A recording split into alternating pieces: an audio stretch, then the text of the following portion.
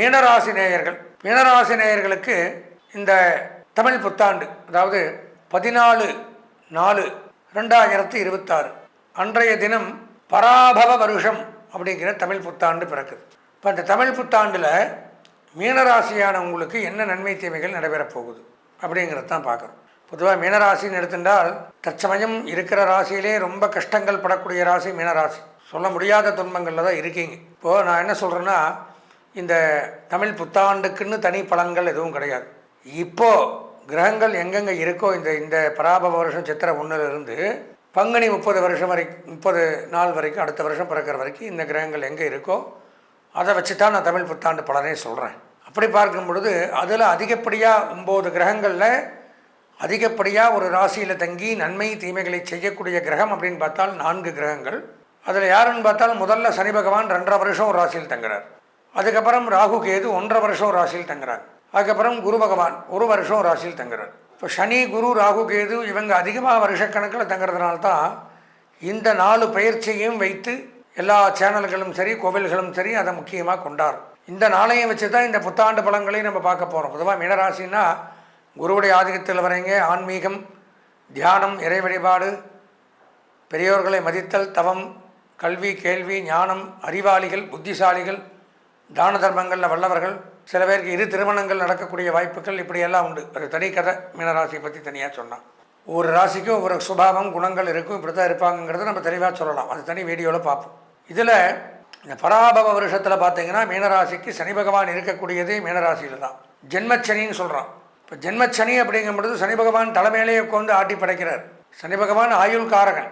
ஆயுளை கொடுக்கக்கூடிய சனி தலையிலே உட்காந்து ஆட்டி பிடிக்கும்போது எப்படி இருக்கும்? ஆயுளுக்கே கண்டம், நித்திய கண்டம், பூர்ணாயுசும்பம்.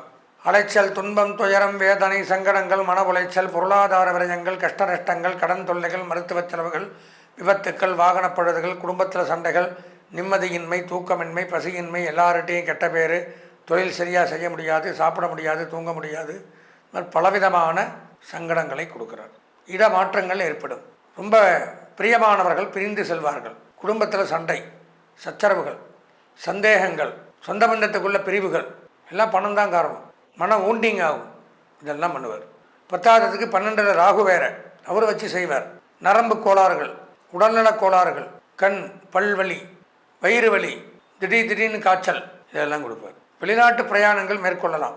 ஏற்றுமதி இறக்குமதி தொழில் சிறந்து விளங்கும். ராசிநாதன் குரு பகவான் 4ஆம் இடத்துல இருக்கார். பயிற்சியாக 5ஆம் இடத்துல வந்து உச்சமாறார். அது சிறப்பு. ஒன்று போரும் நன்மை. எப்போ? ஜூன் மாதம் வரார். பொன், பொருள், ஆடை, ஆபரணங்கள், வஸ்திரங்கள், நகைகள் வாங்கி மகிழலாம். புதிய வீடு கட்டலாம். அசையாத சொத்துக்களை வாங்கலாம். பிற சொத்துக்கள், வாரிசுகள் இல்லாத சொத்துக்கள் உங்களுக்கு வந்து சேரும். உத்தியோகத்தில் உயர்வு, செய்ய முடியாத அளவு பணியை கொடுப்பார். அதான் சனி. ஜென்மச்சனி வந்து கெடுப்பாருன்னு சொல்ல வரல. அதாவது நம்மளால் எல்லாத்துக்கும் ஒரு லிமிட் இருக்குல்ல. நம்ம இவ்வளோ தான் ஒரு 5 இட்லி தான் சாப்பிடுவோம், 10 இட்லி தான் சாப்பிடுவோம். 100 இட்லி கொடுப்பார் சாப்பிட்றது.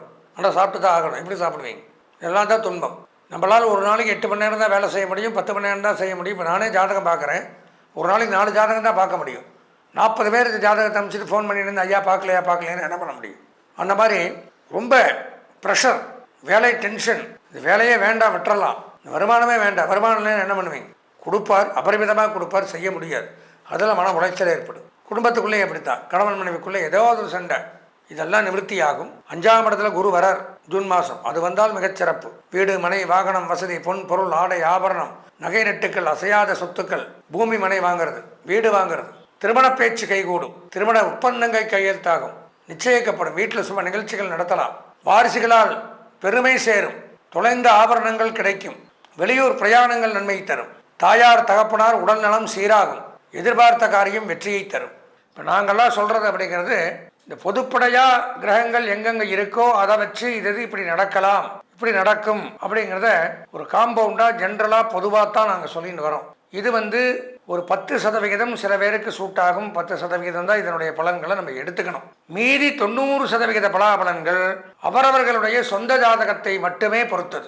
நீங்கள் ஒன்றும் பண்ண வேண்டாம். என்னுடைய அலைபேசி எண்ணான 9865098370 98650 98370 இந்த எண்ணிற்கு தாராளமாக உங்களுடைய ஜாதகத்தையோ, பெயரோ, பிறந்த இடமோ, தேதியோ, நேரமோ இதை அனுப்பிச்சி வச்சு உங்கள் சொந்த ஜாதகத்தை அதற்குண்டான கட்டணங்களையும் தட்சிணங்களையும் செலுத்தி முழுமையாக ஒரு முறை பார்த்தீர்களே ஆனால் கண்டிப்பாக நமக்கு இதுதான், நமக்கு இன்ன தோஷங்கள் இருக்குது, அதை நிவர்த்தி பண்ணிக்கலாம், நமக்கு இன்னென்ன நன்மைகள் வாய்ப்புகள் காத்து கிடக்கு, நம்ம தெரியாமல் கொண்டிருக்கோம் அப்படிங்கிறதெல்லாம் தெரிஞ்சுட்டு என்ன பண்ணணுமோ அதை முறையாக பண்ணி அதன் பிரகாரம் போனோம்னா நாம் தான் நம்ம ஜாதகத்துக்கு ராஜா. நம்ம வாழ்க்கையை யாருமே குறுக்க வர முடியாது, தடுக்க முடியாது.